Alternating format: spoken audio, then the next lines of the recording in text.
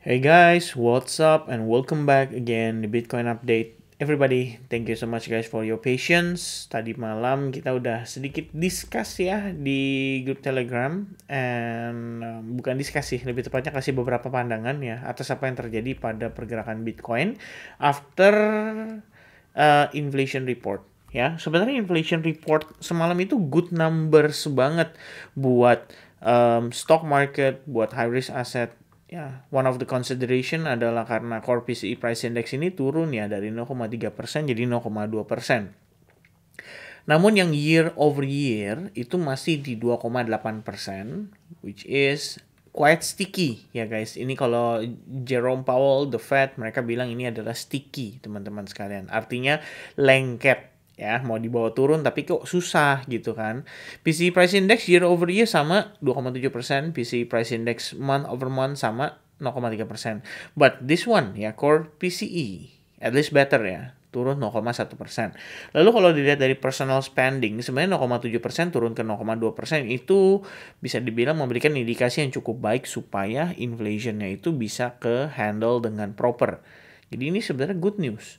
Ya, but I think ya what makes S&P 500 after jam 9 itu New York Stock Exchange Open dia turun adalah Chicago PMI ya. PMI-nya ini kontraksinya cukup parah teman-teman, karena sebenarnya biasa dibilang itu under 50 indeksnya.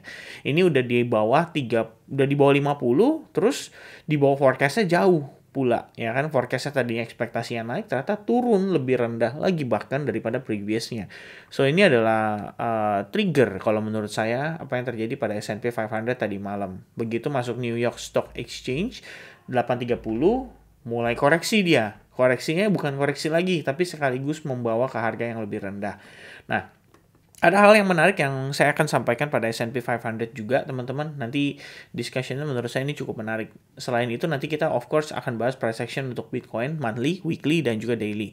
Alright, and kita mulai dari sini teman-teman ya. Ini yang dimaksudkan dengan sticky ya, ini yang dimaksud teman-teman. Ini US Core PCE Price Index itu udah bertahan ya di angka kisaran 2,8 sampai 2,9%, at least untuk periode dari bulan Januari.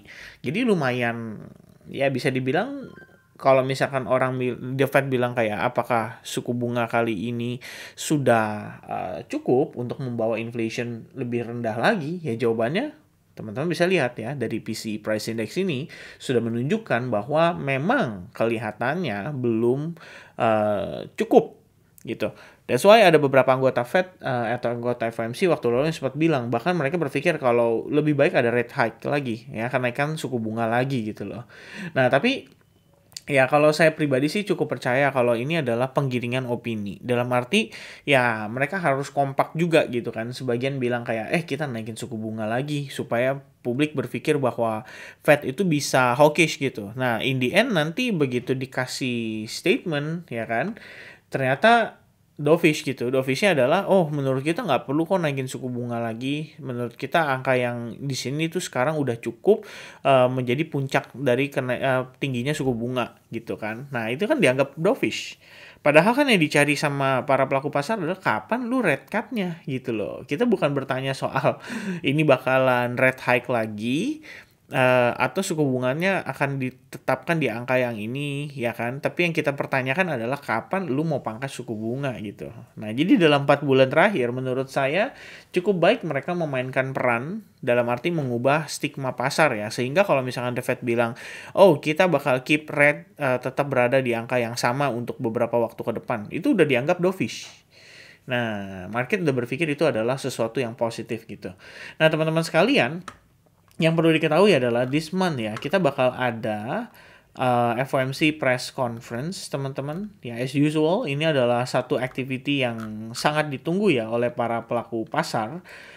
Terutama buat kita yang transaksinya misalkan di market crypto juga teman-teman ya. And itu seingat saya harusnya diadakan ini ya teman-teman, hari Kamis nih, June 13 ya, hari Kamis jam 1 pagi akan ada interest rate projection juga. Which is ini ya, again ya, one of the most important thing yang akan dibahas oleh The Fed Lalu ada Fed interest rate decision, and I think harusnya ada FOMC press conference juga, tapi kayaknya ini belum keluar ya jadwalnya, karena ini memang masih lama kan, sekitar 2 mingguan lagi dari sekarang. Namun ya tetap ya, interest rate projection ini adalah part yang nggak kalah penting juga, akan mempengaruhi pergerakan market ya secara keseluruhan, karena projection ini kita ngomongin biar ada gambaran tahun ini The Fed mau pangkas suku bunga nggak sih, gitu kan. Ini yang bakal ditunggu-tunggu nih ya. Jadi kalau misalkan ya saya pribadi mungkin ya belajar dari pengalaman-pengalaman sebelumnya, kalau udah deket-deket kondisi kayak begini, kayaknya saya nggak akan terlalu agresif tradingnya, akan lebih prefer untuk slow down a bit risknya, mungkin dari segi risk per trade ya. Tadinya mungkin kayak wah gue hajar 1%, ya mungkin kita bisa main agak lebih rendah gitu loh, di angka 0,5-0,75% gitu ya. Mungkin kalau teman-teman yang istilahnya merasa kayak capitalnya, gue belum terlalu gede nih capitalnya gitu, boleh nggak sih based on number aja gitu loh. Dalam arti misalkan contoh kalian punya capital let's say $500 deh gitu, tapi per trade-nya gue mau $10-20 resiko maksimalnya gitu loh. Kalau misalkan rugi ya $10-20 doang, bisa nggak? Ya bisa teman-teman, itu opsi masing-masing gitu ya, karena menyesuaikan juga dengan kondisi keuangan masing-masing, kira-kira seperti itu. Nah, jadi kalau misalnya kita lihat ya, ini harusnya menjadi ya important event for June. Ini harusnya yang kita bakal pantau. Selain itu CPI, kalian udah lihat sendiri bagaimana Bitcoin bisa rebound dari angka, dari angka 20 Mei ya, waktu 20 Mei terakhir kan, sekitaran angka 66.200-an sampai ke 72.000. Itu semua disebabkan oleh data CPI bulan lalu, ya kan. Jadi ini harusnya good juga lah ya. Bukan good sih lebih tepatnya, mohon maaf teman-teman. Lebih ke ya kita anticipating the possibility of high volatility movement ya di market. Dan ini berarti ada pada minggu kedua sih lebih hot kelihatannya ya. Saya lihat calendar ya. Ya benar ya, minggu kedua teman-teman nih bakal lebih hot. Sekarang kita memasuki tanggal 1 by the way, dan closing monthly Bitcoin at least showing a good sign ya, bahwa support level di $60,000 itu maintain dengan baik. Alright, kita ngelihat bisa dibilang ini juga merupakan proses invalidasi atas bearish engulfing yang dikhawatirkan oleh banyak para pelaku pasar ya, khususnya di Indonesia sih. Saya ngelihat banyak banget orang yang ngomongin soal bearish engulfing di time frame monthly untuk di bulan April, itu bisa mendorong untuk sell on May and go away. And turns out, I guess lots of people wrong ya, at least about this teman-teman sekalian, karena kita ngelihat ya sell on May and go away doesn't happen gitu loh. Lalu teman-teman, apakah itu artinya ya sesuatu yang harus kita antisipasi buat di bulan Juni? Jangan-jangan sell on June and go away-nya di bulan June teman-teman sekalian. Ya, balik lagi hal yang sama seperti saya remind ketika di akhir bulan April, ketika banyak orang panik. Saya bahkan sampai live streaming juga pada saat itu. Kita ngomongin soal it's much better ya to react the market instead of predicting gitu loh. Jadi kalau misalnya kita predicting, kita bakal men-set yang namanya kita punya ekspektasi ya, dan kita punya mungkin bisa dibilang kadang ya buat sebagian orang akan mengalami yang namanya mental block mungkin. Saya nggak tahu ya bahasa yang tepat apa, tapi intinya dia memblok diri mereka untuk tidak open minded gitu loh. Jadi mereka akan stick with one idea, dan mereka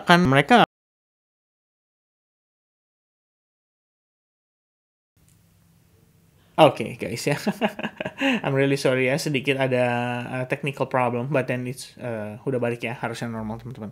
Ya, jadi mereka akan melakukan bukan mental block ya, kita bilang nggak open minded lah soal any possibility yang bisa terjadi di market, which is salah satunya adalah what if sell on May and go away doesn't happen and it turns out becomes bullish, right? And then ternyata beneran sekarang jadi bullish gitu loh, reacting as $60,000 ya sebagai bagian dari supportnya.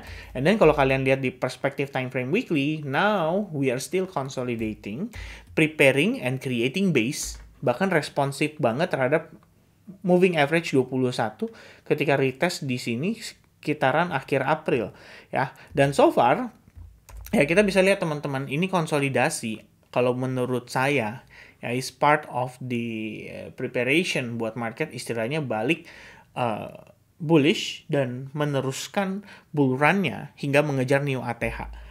Ya, at least teman-teman harus pahami juga kalau misalkan ada orang bilang kayak bro, tapi kan abis halving biasanya ada kecenderungan market akan mengalami dump dan lain-lain. Well, you know what? It's happened already, bro, ya. Ini udah terjadi. Kita halving itu 19 April 2024 and then harga naik. Lalu kalau misalnya kita bilang ini ada dump loh dan lain sebagainya, it happened already ya. Udah 16% teman-teman dia turun dari setelah halving. Tapi kita kalau ngomongin from the top, teman-teman, overall movement dari Bitcoin itu udah mengalami retracement atau correction 23%.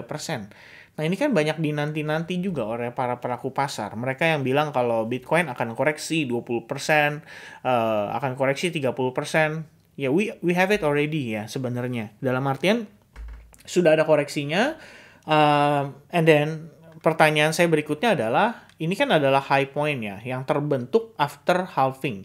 Pertanyaan saya berikutnya adalah, kamu bisa terima nggak kalau misalkan ini sebenarnya dia sudah create yang namanya higher high?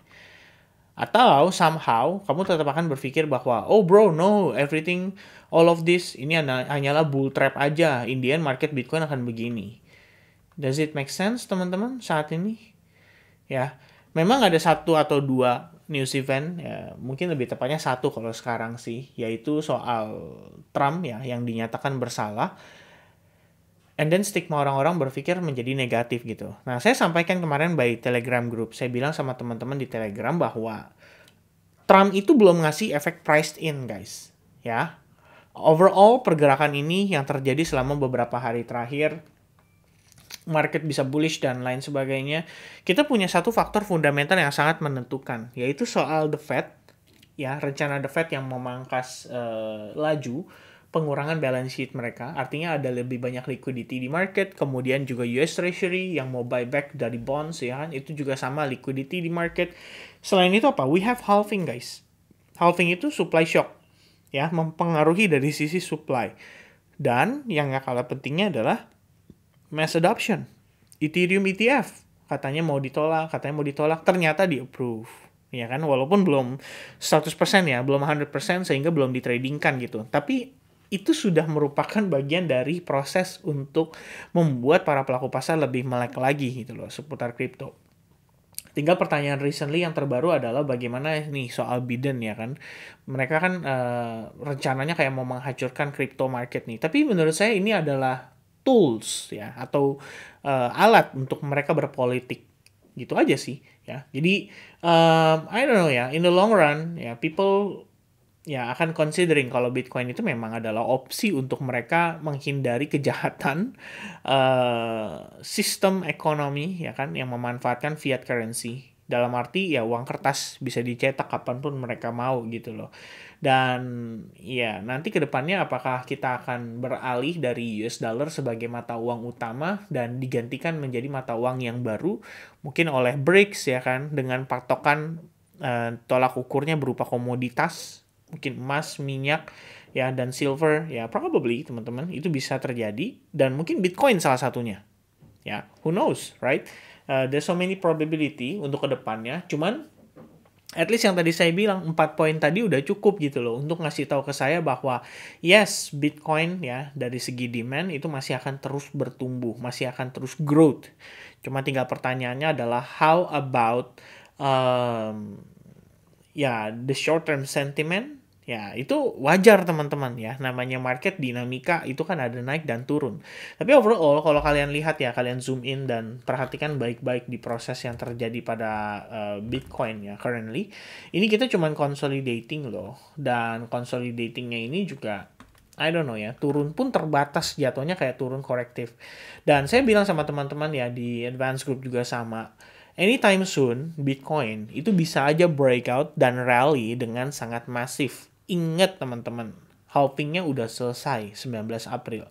Lalu ada orang bilang kayak halving nggak ngefek-ngefek banget nih, nggak bikin Bitcoin pumping dan bla bla bla bla bla bla bla. Ya, to be honest, menurut saya inilah masalah kesabaran di Indonesia yang perlu diajarkan kembali. Ya padahal orang Indonesia itu saya taunya sabar-sabar ya. Tapi ternyata kalau udah soal keuangan banyak yang nggak sabar teman-teman. Pemahaman soal investmentnya itu menurut saya masih sangat kecil. Sehingga ketika melihat market crypto yang volatilitasnya kencang, turun walaupun sedikit mereka akan bilang dumb. What do you know about dumb bro actually ya? Karena dumb itu terjadi di eranya FTX, di eranya China ban crypto, dan itu dalam sehari bisa 10.000, 20.000, bisa 10.000, 15.000 dolar sehari loh. Ya, you lihat dump cuman 700.000 dolar aja udah bilang itu dump. Nah, ini ya mungkin yang harus banyak diajarkan kembali, ya harus banyak disadarkan kembali teman-teman bahwa ya ketika kita ngomongin investment, ketika kita ngomongin invest ya ini akan berbicara untuk jangka panjang dan prosesnya nggak akan segera kayak sehari 2 hari gitu kayak makan cabai langsung pedas gitu ya, tapi kita bakal takes time teman-teman. So ya, a bit tambahan teman-teman sekalian, my bad ya, jadi panjang ngobrolnya dan malah jadi curhat ya. Nah intinya gini, ini adalah ABC corrective wave ya, yang sebelumnya kita udah marking. Kemudian pada prosesnya saya lihat, ya this is as part of wave 1, I guess, this one is 2, and if this is 1 is 3 teman-teman, maka 4 dan 5-nya yang seperti saya bilang, ini bisa jadi sedang dalam proses pembuatan. Dalam artian, which is, ini adalah wave A, maybe this is wave B, and then C wave. Ya kan? Tinggal pertanyaannya adalah apakah ini korektif yang flat atau dia korektif yang zigzag. Kalaupun dia korektif yang flat ya, bayangan saya adalah mungkin banget nih untuk dia ngambil semacam liquidity dulu, ya kan? Liquidity yang tersedia dari sini. Probably this is the demand, ya kan? Sweeping liquidity dulu, boom, agak offside dikit kayak around 65.300, 65.000 dolar, and then baru dia rebound lagi gitu. Kenapa di situ, Vin? Karena patokan saya balik lagi. Ini adalah SNR-nya, teman-teman. Ya, if I'm marking this one out like this, for example, and if I using trend line like this ya, line chart, kalian bisa lihat ya, where's our support resistance, more or less itu ada di kisaran 64.000 dolar. Jadi selama dia nggak overlap 64.000 dolar, ini wave 4 masih valid gitu loh. Dia bisa aja turun sejauh-jauhnya sampai 64.000 dolar bahkan bulat gitu ya. Tapi ya overall ini jadi pertimbangan buat saya juga kalau misalkan seandainya Bitcoin memang dia bullish ya dia harus menunjukkan ini harus bertahan gitu loh. Dan kalau kita ngelihat dari perspektif hourly time frame-nya, for example, wait a minute. Oke, there we go teman-teman. Ya, let me clear this up. Oke, nah ini kalau dari hourly-nya kalian bisa lihat sendiri ya bahwa SNR ini sebenarnya proper ya dipertahankan oleh Bitcoin, and it's happen ya maybe around 3 times already untuk saat ini ya, udah 3 kali teman-teman dia testing ke level tersebut yaitu di kisaran 67.200 dolar. Demand-nya sebenarnya ada di 66.000 ya, di box area ini adalah level invalidasi. Tapi yang tadi saya bilang tidak menutup kemungkinan kalau misalkan Bitcoin perlu melakukan proses seperti ini. Ya, let's say kayak gini, sweep, and then boom, baru dia reversal. Ya, masih ada probabilitas itu gitu loh, teman-teman. Tapi, apakah simple market structure dan simple support resistance and demand juga bisa works? Yes, jawabannya sama, teman-teman. Bisa works juga. Dalam tanda kutip di sini, ya kita mempertimbangkan seandainya Bitcoin tidak perlu liquidity sweep, dan ternyata reacting positively atas S&P 500 yang kemarin setelah terjadinya liquidity sweep, setelah terjadinya penurunan akibat Chicago PMI yang tadi saya sempat sampaikan, ternyata begitu menjelang New York close, ini S&P 500 itu merecover pergerakan hanya dalam waktu 3 jam saja. Jadi we have the first one ya, ada bullish engulfing after this liquidity sweep terhadap previous low ini teman-teman. And then what happened next menurut saya surprising sih ya. Morningstar pattern, bullish candle confirmation, and then boom, satu candle bam naik ke atas ya. Sangat impulsif. 1%, 1.2% close di atas SNR dari yang perspektif daily time frame.